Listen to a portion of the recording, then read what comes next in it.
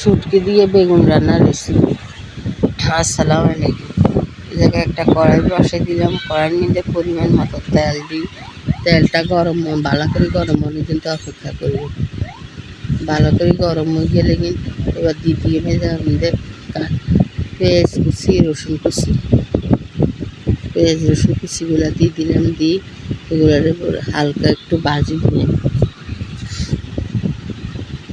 ভাজা হয়ে গেলে কিন্তু একটু হালকা ভাজা হয়ে গেলে কিনে জায়গায় দিয়ে আপনার পরিমাণ মতো লবণটা দিয়ে আবার একটু ভাজি দিয়ে আগুন দিচ্ছে এবার চুলার মধ্যে ভালো করে। এরপরে দিয়ে মেজার মধ্যে রসুন বাটা হাফ চামচের মতো। এরপরে এগুলা দিয়ে সামান্য একটু পানি দিছি, মশলাটা যেন না হোড়া যায়। মশলাটা ভালো করে কষানি হয়ে গেলে দিয়ে মেজালা হলুদের গুঁড়া 1.5 চামচের মতো দিলাম। এগুলারে আবার একটু লাড়িয়ে বা দিয়ে মরিচের গুঁড়ো 1 চামচ। শুটকি তরকারি একটু জাল না হইলে ভালো লাগে না।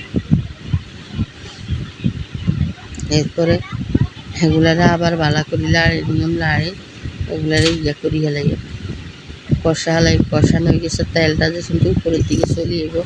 এবার 2-3 রকমের শুটকি লইছি। আমরা রেগুলারে ভালো করে ভাজি নিয়ে ভাজা অনেকক্ষণ তো অপেক্ষা করি। পানিটা শুকিয়ে গেছে, এবার ভালো করে কষানো হয়ে গেছে। এবার ভালো লাগে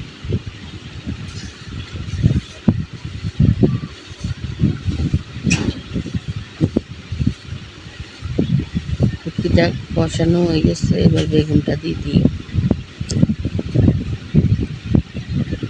সবগুলা বেগুন দিয়ে এবার বেগুনটারে ভালো করে কষাই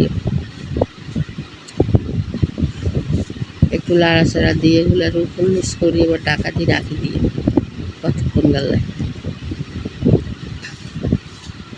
এরপরে আমার একটু ভাজা হয়ে গেলে ঢাকাটা উঠাই আবার এগুলাটা ভালো করে লাড়ব। এই শুটকি বিরিয়ানিটা আপনার দিই বেগুন দিয়ে খাইছে অনেক মজা হয়।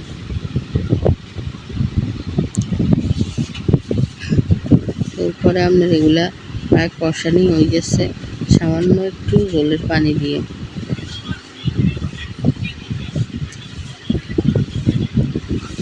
এগুলার মধ্যে ঢাকা দিয়ে বসাই দিলাম। এবার অপেক্ষা করি জলের পানিটা একবারে শুকাই মাখা হয়ে যান পর্যন্ত। মাখা হয়ে গেছে একটু কতক্ষণ রাখবো।